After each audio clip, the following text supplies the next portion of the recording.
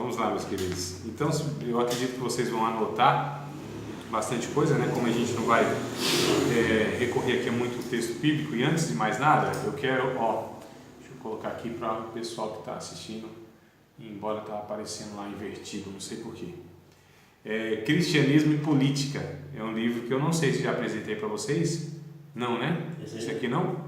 Então, Cristianismo e Política, Teoria Bíblica e Prática Histórica. Robinson Cavalcante, tá? Ele é autor desse e de muitos outros livros, né? O autor você sempre cita ele. Sim, o Robinson Cavalcante já trouxe, eu trouxe aquele livro lá, Igreja, o País e o Mundo, né? Acho que a ordem é essa, Igreja, o País e o Mundo. E tem outros mais, eu tenho 5, 6 livros dele, todos excelentes. E nessa linha, né, que ele sempre discursa aí, era professor da Universidade de Pernambuco, bispo da Igreja Anglicana de Pernambuco. Ele, se você ver, parece um padre, mas não é, porque usa o hábito e tal, né? É um pouco diferente, mas é a Igreja Anglicana, né? A Igreja Oficial da Inglaterra. E até perguntaram para ele assim, você é bispo, tipo assim, como bispo romano da Igreja Católica ou como bispo assim da Universal? Ele disse, não, nenhum nem outro, eu sou casado e honesto. Então, pessoa assim, fantástica. A gente perdeu, irmão, nós perdemos há uns 4 anos atrás mais ou menos, né? Ele foi assassinado pelo filho dele, filho adotivo, ele e a esposa. Mas assim, nós perdemos uma cabeça pensante, uma pessoa sensata. Ele foi assassinado? Eu não sabia. Foi. Ele é uns 4 anos mais ou menos, se não me falha a memória, não foge disso, 4, 5 anos, mas eu acho que 4 anos mais ou menos, que eu vou me perdendo no tempo, né? Mas uns 4 anos mais ou menos, ele foi 4 a 5 anos. E assim, para mim, na minha opinião, a pessoa mais sensata que nós tínhamos no Brasil para falar sobre política com base bíblica. Nós não temos outro, ele deixou uma lacuna, não tem ninguém para substituí-lo nessa área. O Antônio Carlos Costa, sim. Ele fala muito também sobre... Ele é um cara que ele é muito engajado, né? Ele fundou a Rio de Paz, que é uma ONG, né? Então todas essas manifestações que vocês veem no Rio de Janeiro, todas. Ele estava lá no meio lá. Essas principais, justamente ele faz um bocado de coisa boa, mas infelizmente, na minha opinião pessoal, eu vejo que existe um viezinho assim partidário. E inclusive é algo que eu quero compartilhar com vocês aqui, para a gente diferenciar o que é política e o que é política partidária. São duas coisas distintas, né? A política é algo saudável, bíblico, faz parte da nossa vida, e a gente vai pegar desde lá dos gregos, né? O politikos, e a gente vai comparar com o que a gente tem hoje. Mas o Robinson Cavalcante, ele é um cara assim, equilibrado demais, né? na sua fala. Então eu recomendo todos os livros que vocês encontrarem dele. Se quiserem, eu posso indicar pelo menos os 5 que eu tenho, mais outro lá. Então aqui, esse especificamente, que de fato onde eu tirei, né, o esboço da minha aula de hoje, que acho que é o último, das últimas páginas do livro, que é a Declaração de Jarabacoa. Mas só para vocês terem ideia aqui do conteúdo desse livro, a política no Antigo Testamento. Então ele vai falar dos patriarcas até a monarquia, como se dava a política, né, nesse período, os caminhos da decadência. O tópico 2, a política no Novo Testamento, o político em Jesus, olha só, a política da igreja, a doutrina social dos apóstolos, Paulo no caso, a doutrina social dos apóstolos em Hebreus, Tiago e Pedro, a doutrina social dos apóstolos, no caso em João. A política na história da igreja, a igreja e a política na Idade Antiga, na Idade Média, nos tempos modernos e na Idade Contemporânea. Então ele discorre sobre todos esses períodos aí. Política e igreja no Brasil, religião e política no Brasil, ele fala sobre presentes diferentes, e aí tem um apêndice aqui, que é a aula de hoje, Declaração de Jarabacoa. Como eu disse para vocês, se escreve Jarabacoa, né? Jarabacoa é uma cidade da província da República Dominicana, né? É uma província da República Dominicana. Então, lá em 1983, houve aí a FTL, Faculdade Latino-Americana, organizou, e eles tiveram um encontro lá, então na República Dominicana, e lá formularam essa declaração de Jarabacoa, e a gente vai ver aqui o que ela, né, trouxe como contribuição para pensarmos a respeito de igreja e sociedade. Então, o Robson Cavalcante também participou do Congresso de Lausanne em 1974. Então, é uma pessoa assim que participou desses processos onde houve esse repensamento, né, ou esse repensar sobre o papel da igreja na sociedade. Então, ele foi uma pessoa que passou essa transição ou esse período onde houve essa reformulação, pelo menos aqui na América Latina, como fruto de Lausanne, que foi o John Stott e o Moody, né? Então a gente vai estar discutindo sobre isso aí. Amados, lógico que é inevitável que eu vou provocar, mas não é nem com intenção que eu vou provocar, né? Porque assim, André, mas lógico que você tem uma intenção, o negócio aconteceu ontem, você vai falar hoje? Mas assim, tem umas coisas que são cristocidência, né? É cristocidência, a aula estava programada para hoje, ontem aconteceu um fato, e eu vou fazer o quê, ué? Eu só quero falar de dois termos, um é idiotes e o outro é politikos. Então assim, amados, mas não tem nada a ver mesmo com a declaração do presidente ontem. É só para a gente entender... Só os textos que você colocou lá no Facebook. Os termos, isso, então... E me entenderam mal. É complicado o Facebook, é complicado a rede social, porque às vezes você fala uma coisa e você não sabe do outro lado como que recebe, né? Não tem tom de voz. Eu sei que criaram um meio de colocar tipo uma caixa alta, que seria um tom mais, né? Ou gritando, alguma coisa assim, mas não existe emoção, não existe... Lógico, quando você coloca uma palavra mesmo de ofensa, que não é o meu caso, então... Eu tento escrever de uma maneira um pouco mais suave, então nem sempre a pessoa do outro lado... É por isso que eu, às vezes, evito de escrever qualquer coisa. Comecei a escrever num blog lá, tem alguns artigos meus, mas uma coisa que eu nem prossegui. Mas eu acho que eu vou retomar, começar a escrever algumas coisas lá, novamente, voltar, né? E o que acontece? Então, o idiotes, a palavra idiotes, ela aparece no Novo Testamento, lá em Atos dos Apóstolos, né? Capítulo de número 4. Eu falei que eu ia pegar a Bíblia, né? Olha só. Vou pegar. Então, no capítulo 4 aqui, de Atos dos Apóstolos, essa palavra, ela vai aparecer aqui... Eu coloquei aqui para pesquisar o nome, né, da declaração de Jarabacoa, já apareceu. Aí você falou que é para colocar, se escreve Jarabacoa, J. Aí eu coloquei J, já apareceu, já é funcionário. Olha, porque tá tão... O negócio é tão... Né? Então, eu quero trazer aqui para vocês só a definição, o termo, né, a etimologia da palavra, e aí a gente vai só para dar uma introdução. No capítulo 4, versículo de número 13 de Atos Apóstolos, 4 e 13, tem uma fala assim, ó: Então eles, vendo a ousadia de Pedro e João, e informados de que eram homens sem letras e indoutos, se maravilharam e tinham conhecimento, se maravilharam, né? Ponto vírgula, isso. E tinham conhecimento de que eles haviam estado com Jesus. Então, o indouto, que a Igreja Católica utilizou muito esse termo para se referir às pessoas que eles não participavam do clérigo, né? Não eram os cleros, não eram os oficiais da igreja, e eles usavam como leigos. Então é o mesmo termo, né? Leigo, indouto, e no original é idiotes, de onde vem a nossa palavra idiota, né? Então o id, o prefixo, quer dizer aquilo que pertence à pessoa, aquilo que é próprio, né? Identidade, idiosincrasia, né? Aquilo que pertence à pessoa. Idiota, então, é uma pessoa que pensa nela própria, só nela, que é o contrário do politikos. Então, quem é o politikos? Aquele que pensava nas questões da polis, da cidade. Então, tinha os políticos, que é aqueles que se preocupavam, discutiam, procuravam a solução para um bem comum, né, para a cidade, para a polis. E tinha os idiotes, que se preocupavam apenas consigo e não com as outras pessoas. Então, esses são os significados, os sentidos das palavras idiotes e politikos. Então, o político se preocupava com o bem comum. O idiota se preocupava apenas com o seu próprio umbigo, né? Então, só para a gente entender aqui esses termos, e a partir daqui, então, a gente precisa saber que nós fomos chamados como políticos.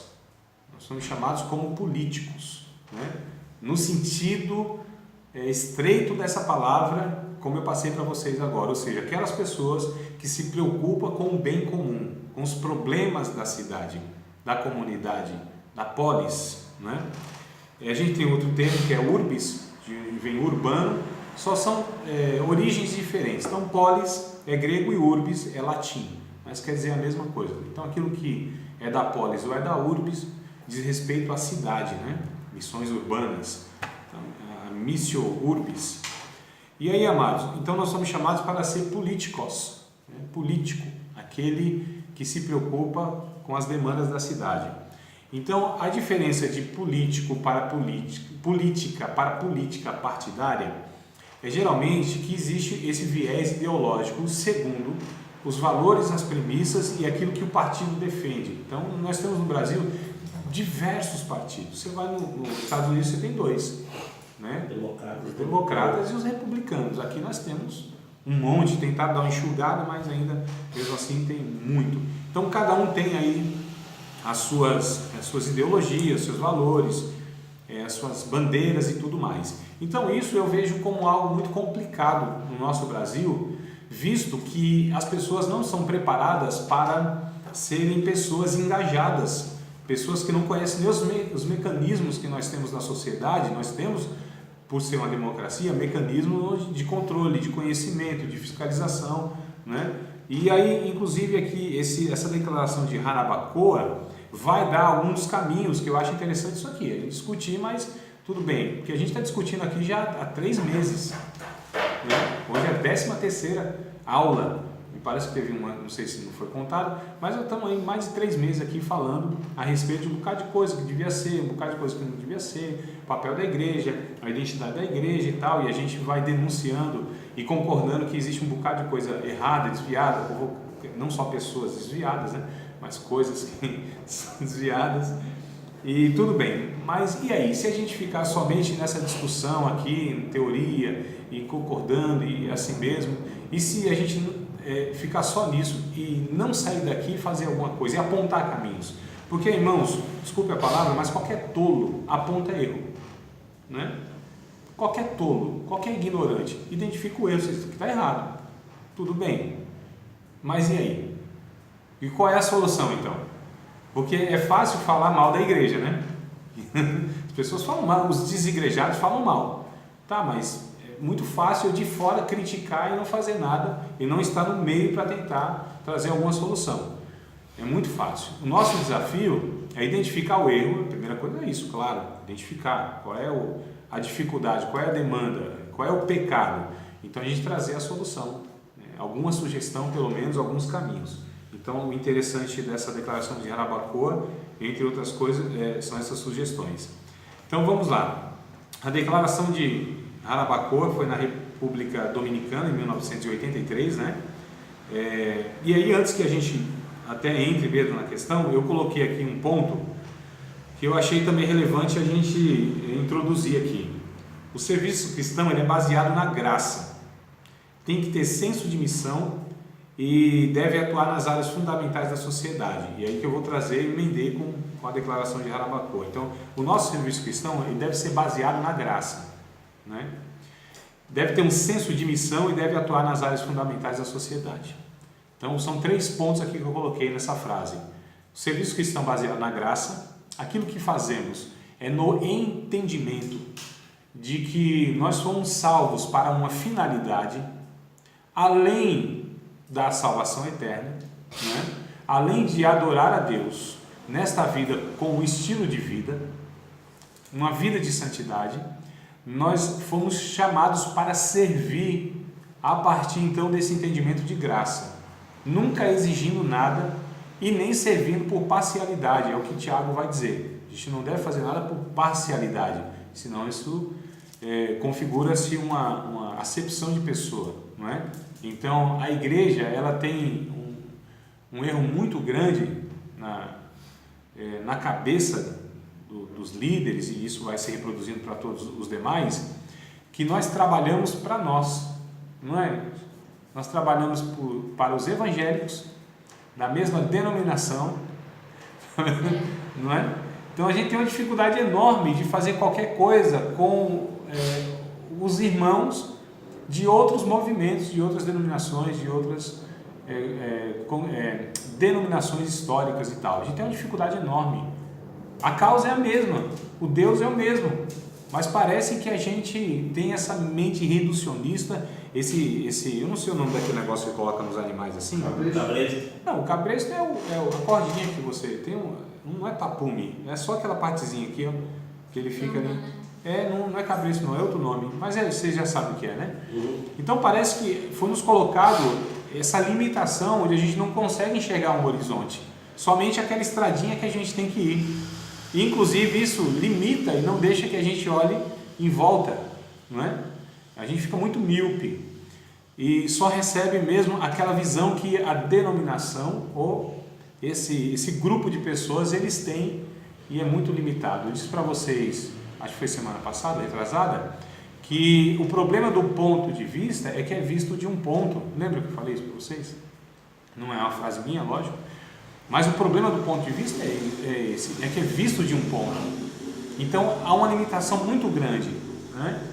Os evangelhos, por exemplo, se fosse escrito por uma pessoa só, olha quanta coisa a gente perderia de informação, de revelação, né? Então quando a gente estuda os evangelhos sinóticos, são os três semelhantes, né? Sob o mesmo olhar, sinótico, sob o mesmo olhar, o Mateus, o Marcos e o Lucas, ali eles se locupletam, ali um omite uma coisa que o outro traz e vice-versa, e a gente percebe que os três trazendo a mesma cena te dá mais revelação, te dá mais condição de você entender um todo, e sem o outro não seria compreendido, né? Seria até meio confuso, ou seria assim uma revelação parcial. Já pensou quanto que a gente não perderia? Então nós temos 4 pessoas contando praticamente ou os mesmos fatos ou coisas bem parecidas e tal, mas com detalhes diferentes. Então o que acontece, amados? O serviço cristão tem que ser baseado na graça. Nesse entendimento nós servimos a todos indistintamente e não servimos com condicionamentos.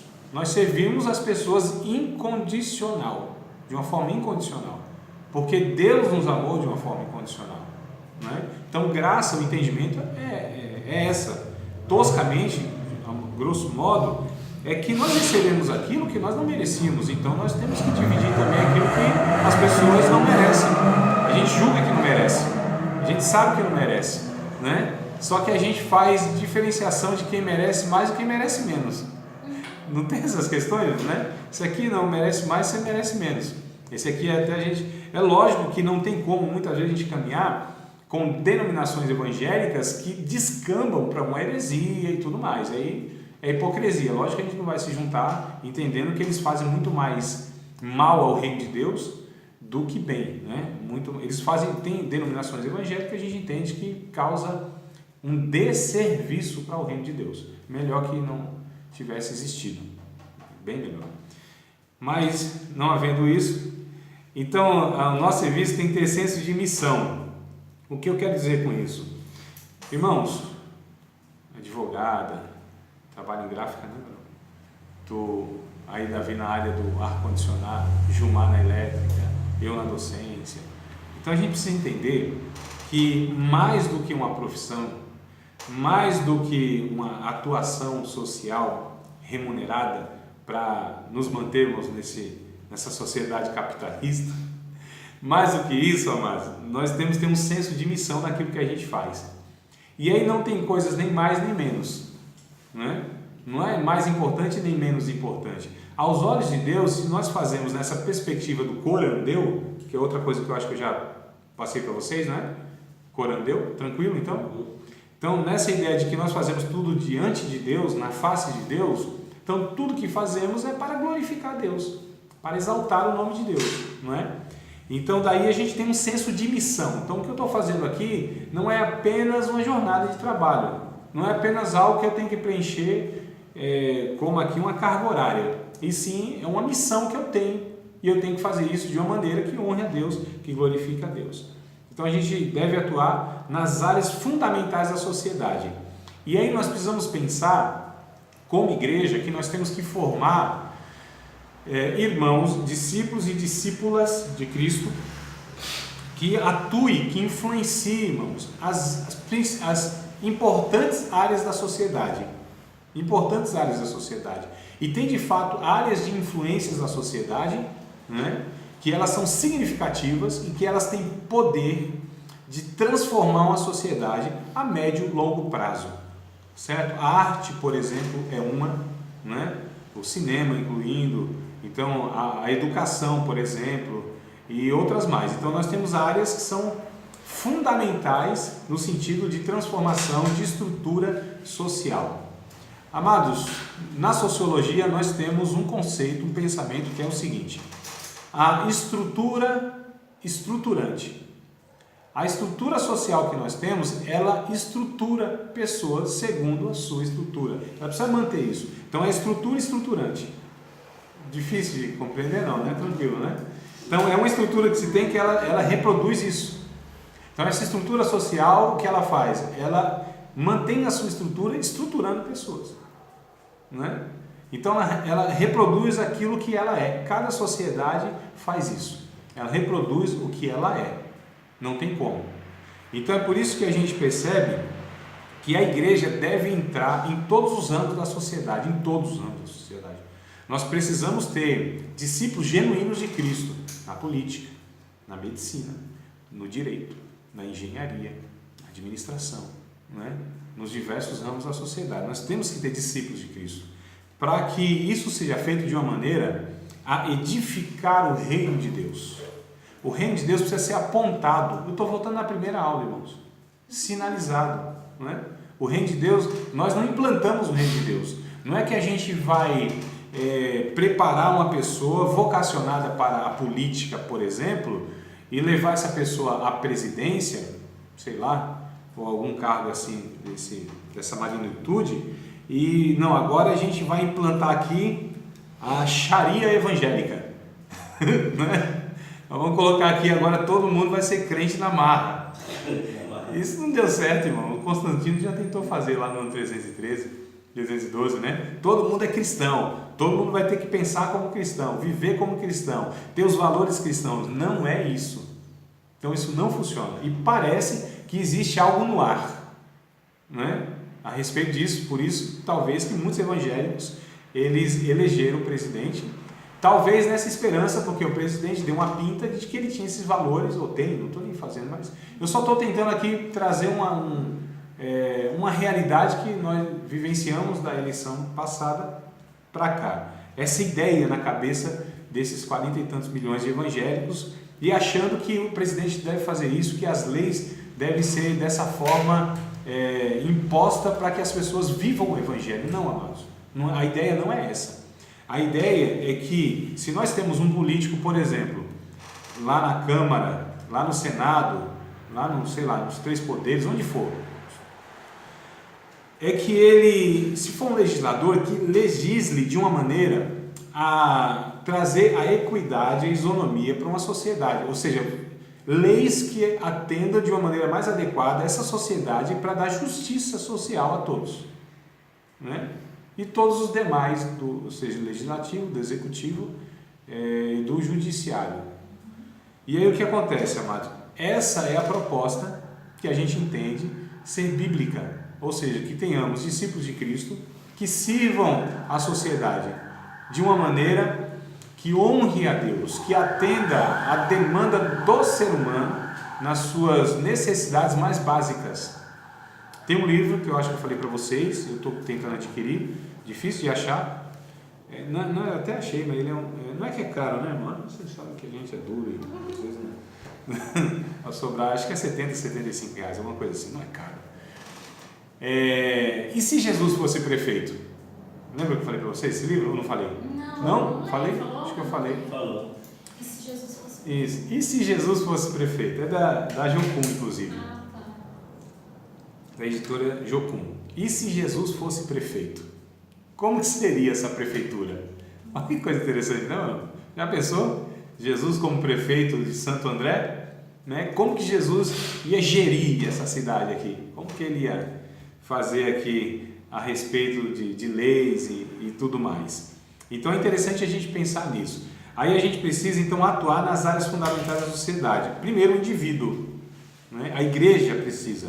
Eu estou falando na perspectiva de igreja local inclusive, o indivíduo. Então nós temos que atuar na vida dos indivíduos.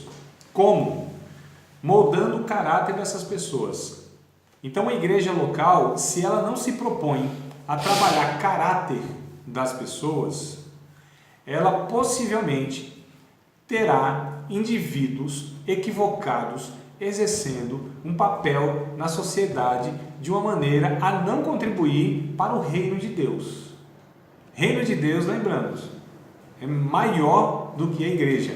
A igreja, ela serve o reino de Deus, não é isso? Uma igreja que está instrumentalizada por uma instituição.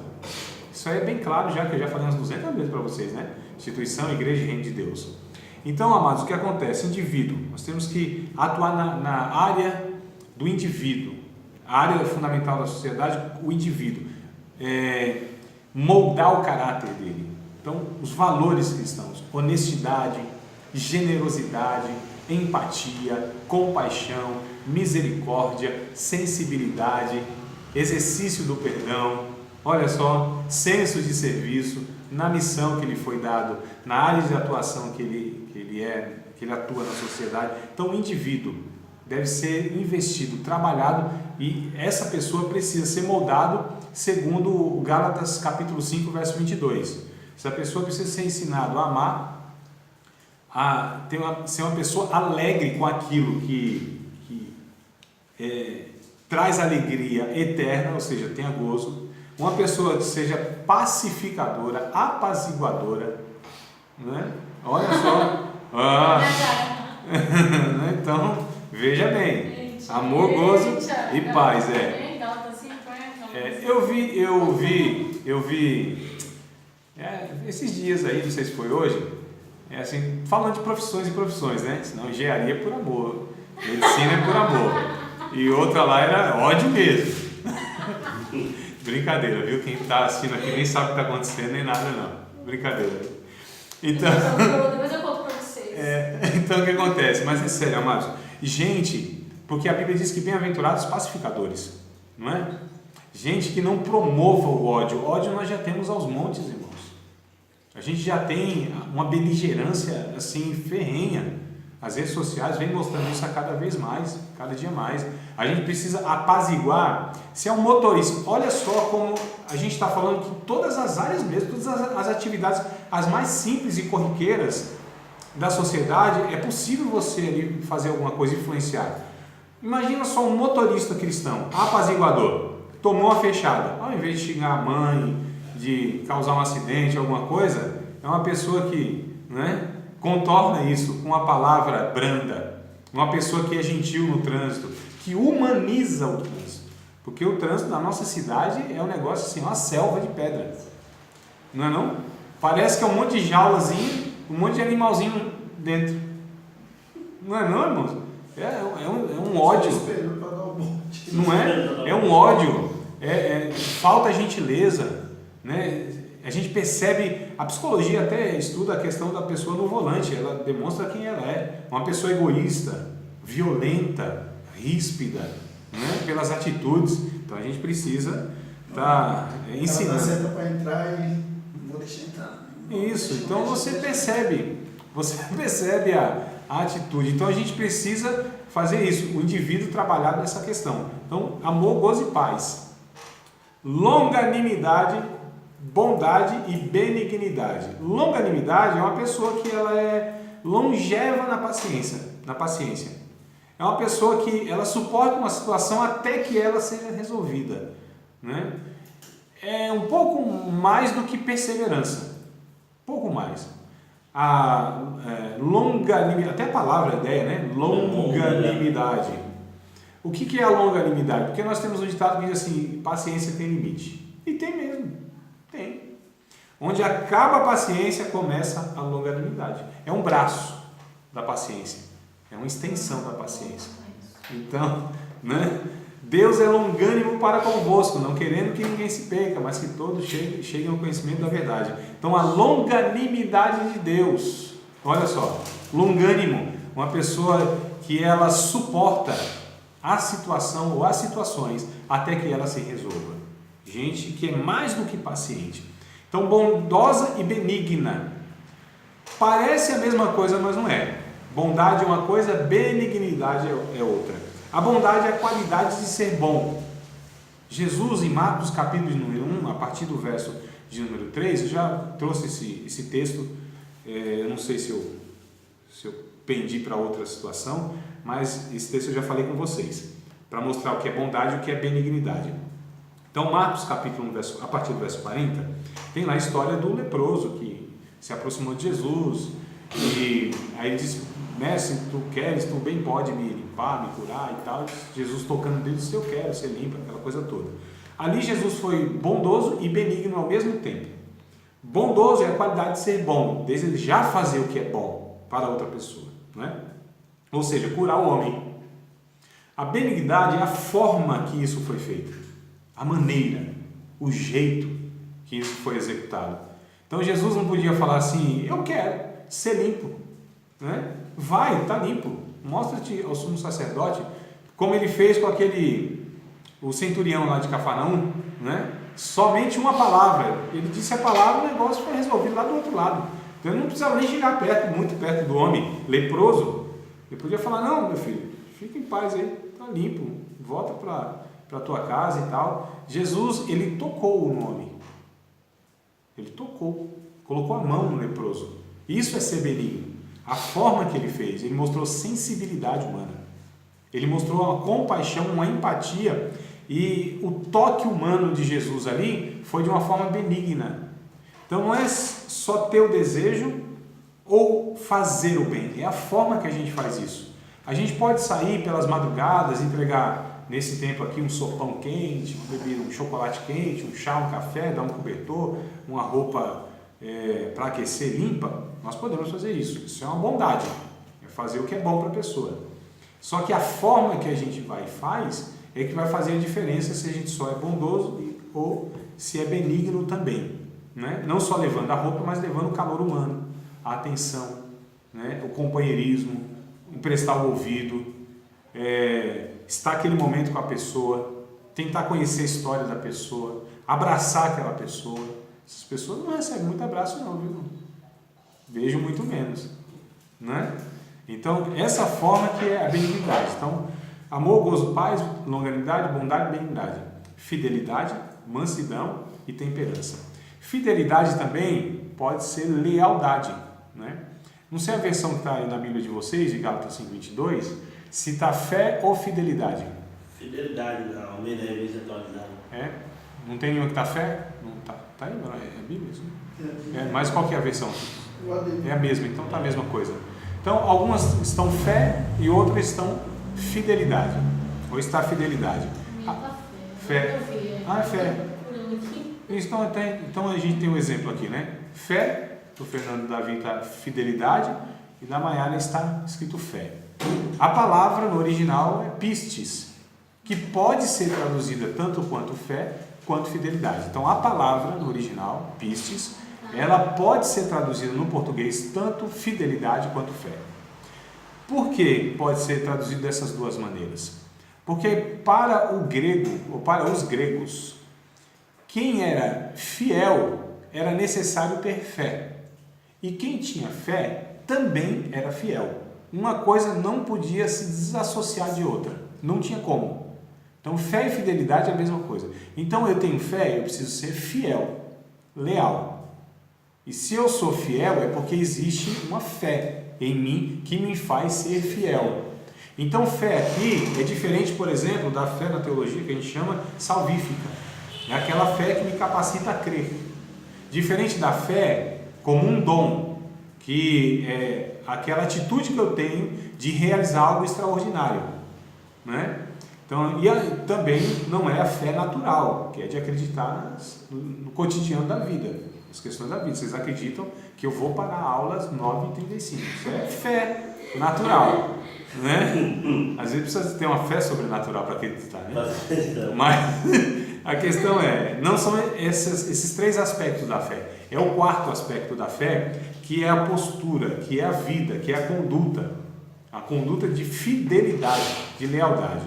Então, mansidão, amados, mansidão é aquilo que também Jesus disse em Mateus capítulo 5. Bem-aventurados os mansos, não é isso? Então, o que é o manso? O manso vem da ideia, lá no original, inclusive, em Mateus capítulo 5, de um cavalo selvagem que foi domado, amansado. Poder e força na rédea, controlado. Então, não é que a pessoa não tem nem poder nem força, ela tem, mas ela controla isso. Jesus, ele era manso, não é? Ele mesmo disse isso. Aprendei de mim que sou manso e humilde de coração. Então, Jesus, tanto ele era manso quanto ele era humilde, reconhecia e declarou isso. Agora é difícil a gente ver essa mansidão em Jesus quando ele virou as mesas lá, né? Pegou o chicote e não estralou em ninguém, não bateu em ninguém. Eu ouço e ouvi esse dia isso aí. Jesus entrou lá e virou as mesas e deu chicotada em meio mundo. Jesus nunca fez isso. Jesus nunca agrediu uma única pessoa, irmãos. Jamais. Agredir, não. Ué, então que ira é essa de Jesus que se traduziu em um pecado? Não tinha como. A ira de Jesus, ela tem uma causa justa e ela não se traduz em violência jamais. Porque a ira, ela pode ser uma ira onde a causa seja santa e justa. Irai-vos. Então é possível se irar e não pecar, não é? Jesus pisa a ira do lagar do Deus Todo-Poderoso. Então Deus se ira, mas não é a ira que nós nos iramos. Paulo diz em Romanos capítulo 14, se não me falha a memória, dai lugar à ira de Deus. Porque diz ele, minha é a vingança. Então a nossa vingança é desmedida, injusta, egoísta. A vingança de Deus é a justa retribuição do que a pessoa merece. Nem mais nem menos. Então a gente precisa diferir essas coisas. A ira pode ser um sentimento, então. Sim. Pode ser, né? Porque não é controlada, né? Só a atitude que vai ser. É que eu posso controlar. Sim, então, mas aí a Bíblia mostra que existem duas iras. A ira divina e a ira humana. E a ira humana não opera a justiça de Deus, né? Diz o texto bíblico. Por isso que a gente tem que, então, ter o autocontrole dessa ira. Sim. A gente ira, mas a gente, né, tem um momento de, né? E precisa identificar a origem dessa ira. Por que eu estou me irando? Se é justo. Se é justo. A causa é santa. É a causa. Jesus, ele se irou quando ele viu aquela situação. Os discípulos lembraram lá do texto de Salmos. A ira, o zelo da tua casa me devorou. O zelo da casa de Deus. O zelo a respeito do nome de Deus. Daquele ambiente que seria propício para adorar a Deus, servir a Deus, louvar a Deus. Tinha virado um palco de corrupção. Ali era um comércio puro, né? Ali qualquer semelhança não é mera coincidência. Alguns tempos de hoje, comércio puro. Então a origem é santa, é correta, é justa. Jesus se irou por algo que era divino, era um zelo de Deus. Só que mesmo se essa causa é justa, mas se traduzisse em ofensa, em agressão, ela deixaria de ser legítima. Porque a ação, mesmo, eu estou zelando pelas coisas de Deus, eu estou cuidando das coisas de Deus, estou cuidando da doutrina, mas você mostra com um ódio, é uma contradição, e é o que a gente vê muitas vezes. Gente falando em nome de Deus de uma maneira odiosa. Percebam, amados? Né? Como a gente tem assim, uma discrepância entre o nome que se carrega e a atitude que se tem. É por isso que as pessoas olham assim e falam, não, isso aqui, que igreja, que Deus, que coisa é essa? Isso é um hospício, né?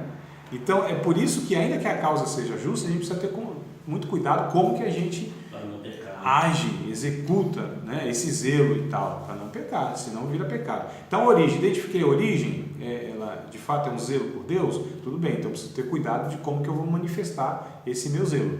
Agora, se a origem é essa ira humana, né, esse egoísmo, esse descontrole e sei lá o que mais pode estar originando aí, Aí pode ter certeza que, independente da ação, isso aqui sempre é pecaminoso, porque é na raiz que está o pecado. É na raiz. E vai se desembocar numa atitude pecaminosa também. Então, a ira a gente precisa diferir, né? Então, a gente trabalha no indivíduo. Mansidão, poder e força controlada. Não é porque eu tenho poder eu vou executar isso sobre a outra pessoa. Poder, seja ele administrativo, eclesiástico, né, no caso. Poder intelectual, psicológico, físico, financeiro, social. Qualquer um desses poderes. Qualquer um desses poderes.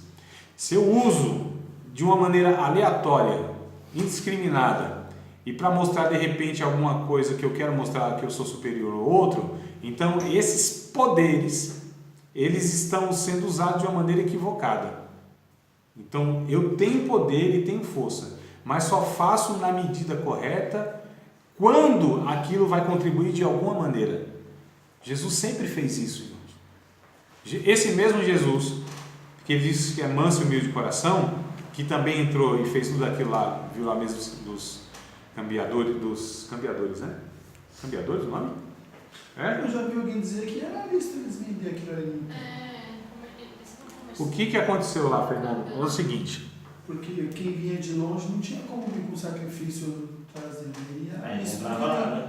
Sim. E o que fez Jesus ter essa ira foi o fato da corrupção dos sacerdotes. Isso. Com isso, os sacerdotes não vendiam pelo preço justo. Né? Aquilo virou um comércio, o fato é esse. Essa questão virou um comércio, como causa de ganho mesmo. Então, aqui que está o problema maior. É isso que Jesus identifica. Vocês fizeram a casa do meu pai covil de ladrões. Essa é a fala, não é? Então, essa é a questão. É o comércio que virou. Não é nem se era de fato permitido ou não, no sentido que havia uma demanda. Por outro lado, isso gerou também um comodismo naqueles que podiam trazer e não traziam, porque era mais fácil. Você entende? Então, aquilo que até deveria ser para ajudar aqueles que precisavam de ajuda, fez com que aqueles também que deveriam ter uma atitude não... Então, assim, o negócio deu ruim. Entendeu? No final deu ruim. Mas a ira de Jesus é porque ele viu que ali tinham ladrões. Era gente que não é que estava querendo ajudar o outro porque tinha uma dificuldade, estava de longe, não. Era um poder. Aproveitar da situação. Exatamente isso aí. O fulano vai vir de longe, vamos... Posso só dizer seu ponto? né? Diga. E fazer uma pergunta, uma dúvida minha. Dentro do comércio no templo, na casa de Deus, pode fazer bingo? Fazer o quê? Bingo? Não, qualquer meio que venha sortear um presente, eu acho muito interessante. Tem que pagar para poder concorrer. Eu acho muito interessante. Os crentes no Brasil, eles são assim, diferentes, né? Eles dão um jeitinho em tudo, né? Então, assim, como que tinha aí a rifa? Era ação entre amigos? Não é um negócio assim? Colocaram ação entre irmãos. Em off eu detalho isso aí, Varão. Deixa eu. Não vou descambar com um monte de coisa, senão a gente vai ter que tratar outras coisas mais. Crente pode jogar na Mega Sena. A gente vai entrar em tanta coisa que eu acho que eu vou desviar aqui. Já estou desviado. Eu vou desviar mais ainda, eu não quero. Eu quero ver se eu me reconcilio. Eu estava falando que antes disso? Ainda não tempo falando. Sim, mas antes de você perguntar, Fernando, tu lembra? Porque agora eu esqueci mesmo. Você falou do coisa, estava falando da ira. Ah, tá. Não soube Jesus. O ponto que eu desviei, e eu quero retornar agora, me reconciliar, é Jesus. Então, Jesus lá no templo, aí tu fez a pergunta, não foi? Então, Jesus, ele aparece em outra situação onde tem uma turba, uma multidão para vir prendê-lo. Não é? Naquele momento, Jesus, e ele mesmo disse, Pedro, se eu quisesse, eu rogava ao Pai nesse momento, ele enviaria aqui 72 mil anjos. Traduzindo a conversa. 72 mil anjos. Em fração de segundos estava ali. Um anjo, no Antigo Testamento, matou em uma noite 185 mil pessoas. Olha só o poder que Jesus tinha na mão. Se ele quisesse, ele rogaria ao Pai, em fração de segundo. Teria poder na mão de Jesus, ao comando de Jesus, para destruir o cosmo. Eu não estou exagerando aqui não. Destruía o cosmo, irmãos. Vocês têm noção que é isso? Jesus tinha poder naquele momento de rogar ao Pai e ele teria na sua voz de comando poder bélico celestial para destruir as galáxias. Eu não estou exagerando em absolutamente nada. O cálice da ira, né? Sim. Se fosse. Derramado uma vez. Se fosse o. Tivesse chego a hora. Isso. Então nós estamos falando aqui de Deus. E o que o senhor está falando é interessante, o senhor está falando nesse caso dessa mansidão, que é o poder, a pessoa tem um controle, né? Controlados. Imagine esse poder na mão de certas pessoas hoje, que Jesus teve naquele momento. Isso. Imagine hoje na mão de certas pessoas. Eles se tornariam satanases, como foi o que aconteceu com o anjo, né? Então, na verdade, essas pessoas que recebem poder e não sabem direcionar isso de uma maneira correta, eles de fato estão se tornando pessoas luciferianas. Gente que se parece assim com o adversário, porque usam o poder para oprimir, usam o poder para se beneficiar, usam o poder para se promoverem, usam o poder para um monte de coisa aí que não é nada que se parece com o reino de Deus. Então, uma pessoa mansa, olha a importância de trabalhar no indivíduo, que a gente está falando de estruturas e tal, não sei o quê, mas olha como a gente começa, indivíduo, a gente trabalha no indivíduo primeiro. Então, mansidão nós paramos, não foi? Foi. Mansidão, e aí vem o último, é o domínio próprio. Domínio próprio, temperança. A Bíblia diz que aquele que controla o seu espírito, ele é muito mais poderoso do que aquele que domina uma cidade. Controla o seu espírito. Gente que se domina, gente que tem autocontrole, temperança. Então, pessoas que não são descontroladas no falar, no agir, né? Gente que é comedida, gente que se conhece, gente que sabe os seus limites, gente que entende que existe uma área minada para ele, uma geografia do pecado, e ele sabe que não pode entrar naquela geografia do pecado. O conhece a ti mesmo, do Sócrates, está aqui incluído, né? Uma pessoa que ela se domina, ela se controla, ela tem temperança, domínio, controle próprio. Então a gente trabalha no indivíduo, formando esse indivíduo.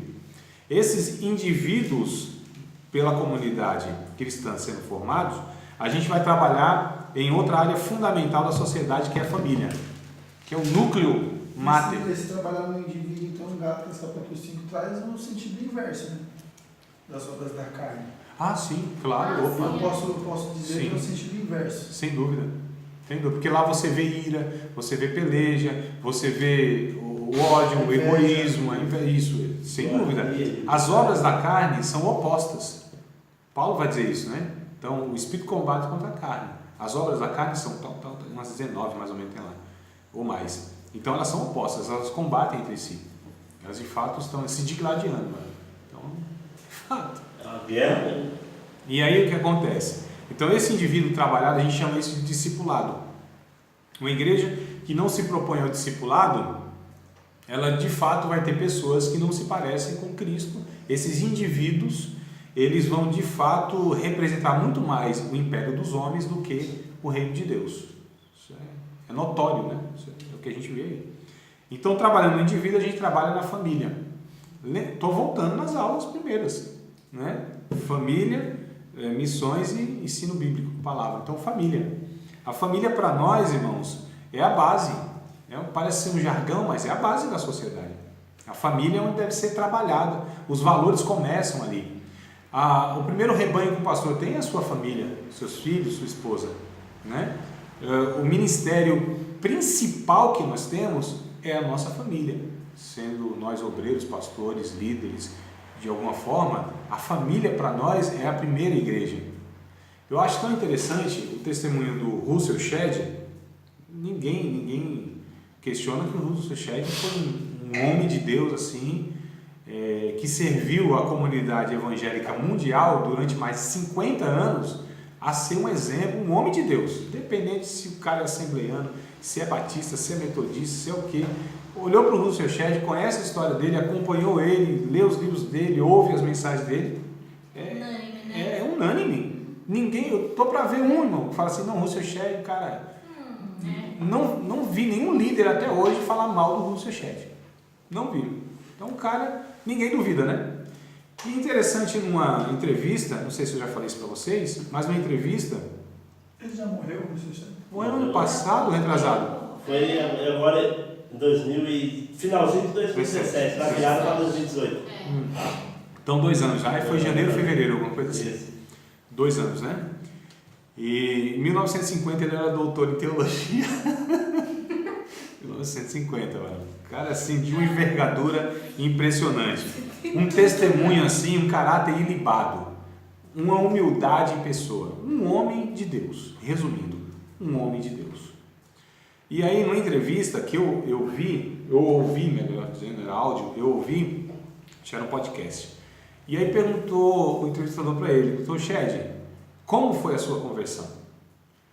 O cara esperou assim, sei lá, um anjo apareceu na noite, ô Shed, alguma coisa assim, não? Um homem dessa envergadura, a gente entende, deve ser uma chamada de Deus assim, forte, né? Ele disse assim, olha,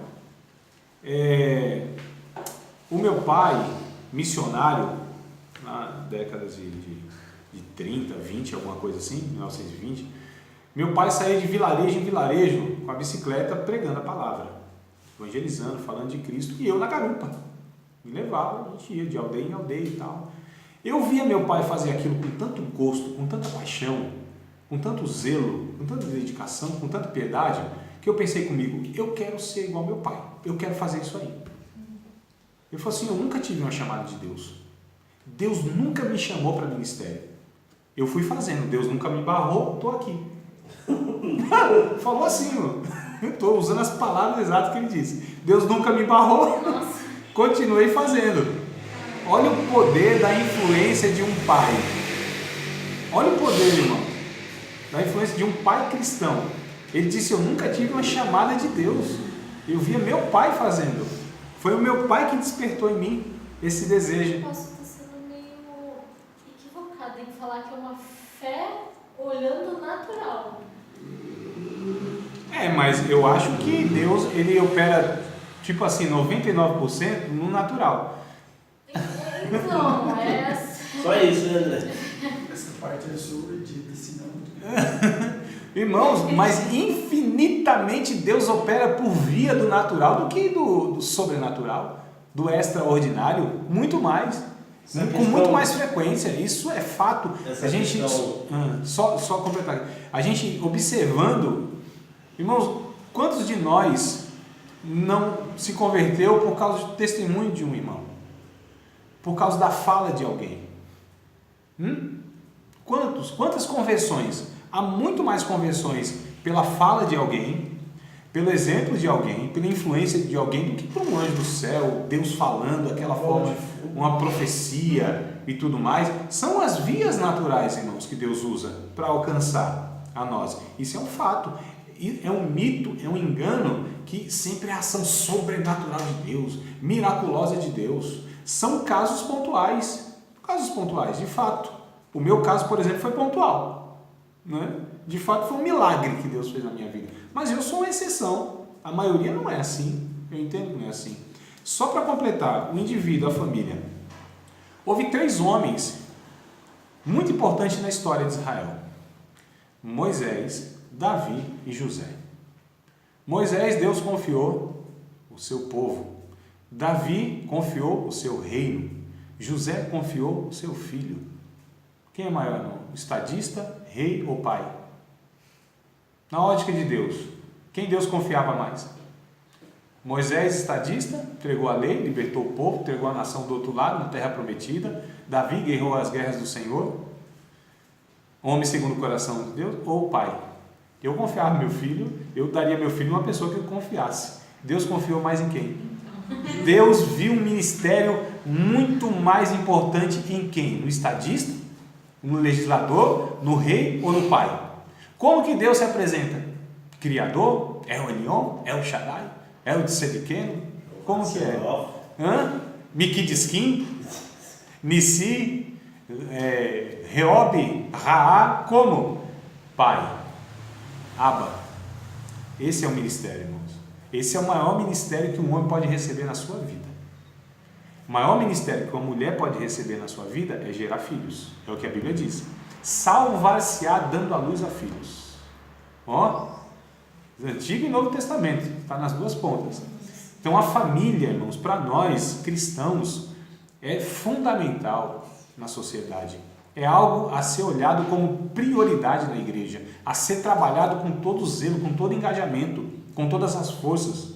Né? Então a gente precisa influenciar a família precisa ser consistente, a família precisa ser o ambiente onde Deus se manifesta, onde Deus se apresenta, onde Deus vai alicerçando lá os membros daquela família, onde o pai, esse pai aqui, ó, que é assim, o termo patriarcal na nossa sociedade está algo pejorativo, não é?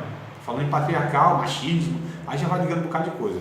Mas Deus, ele sempre quis, antes de Adão, mesmo depois do pecado e mesmo no Novo Testamento, porque Deus nunca mudou o seu método, a sua proposta nunca mudou.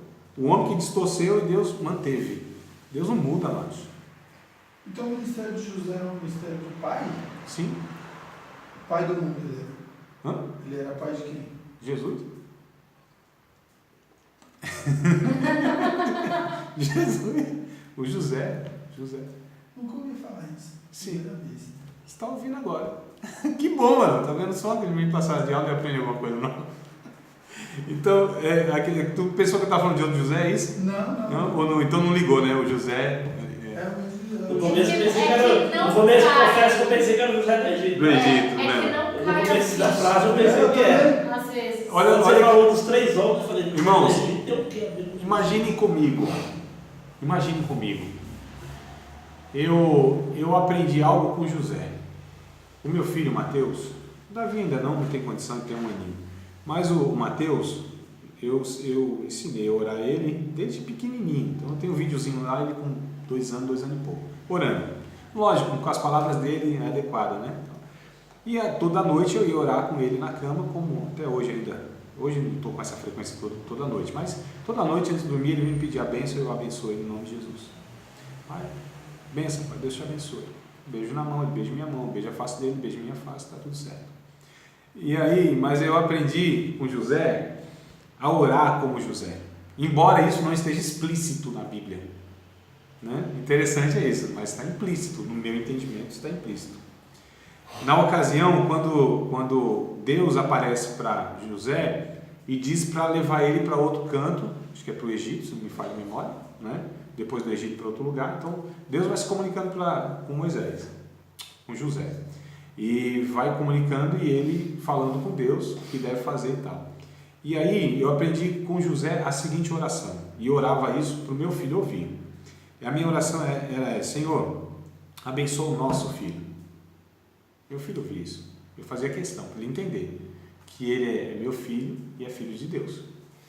E que primeiro é filho de Deus e me foi emprestado para que eu cuide desse menino. E como flecha na mão do valente, que sou eu direciono e atiro ele para onde Deus quer. E não projeto nesse menino as minhas frustrações, não quero que ele seja o que eu quero que ele seja. Eu preciso descobrir o que Deus quer na vida desse menino, lhe dou recurso e atiro a flecha. Né? Ensina o menino no caminho que deve andar, a ideia é essa. A flecha do mão do valente, a ideia é essa. Que a gente direcione esse menino. Né? E aí eu orava dessa forma. E eu imagino também José, dizendo: Senhor, onde o Senhor quer que eu leve o nosso filho? Já pensou? Que coisa boa, irmão? José orando assim, está aqui Jesus. O Senhor quer onde que eu leve o nosso filho? Egito, volta para Jerusalém. Aonde eu levo o nosso filho? Olha, irmãos.